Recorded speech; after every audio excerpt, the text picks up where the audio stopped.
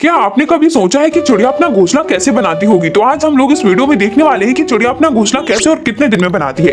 अब 2 दिन हो गए और इसने अपना काम भी चालू कर दिया है। काफी दिन काम करने के बाद इसका घोंसला कुछ दिन में बनकर तैयार हो जाएगा। चिड़िया अपना घोंसला बनाने के लिए बहुत ही मेहनत कर रही है और इसको यहाँ आए लगभग 10 दिन हो गए हैं। दोस्तों, ये चिड़िया घोंसला बनाने के लिए बहुत मेहनत कर रही है, इसीलिए एक लाइक कर देना इस चिड़िया के लिए। चिड़िया को यहाँ आए लगभग 20 दिन हो गए हैं। चिड़िया बहुत मेहनत करती रही और समय गुजरता गया। देखते हैं कितने दिन लगते हैं इस घोंसले को तैयार करने में।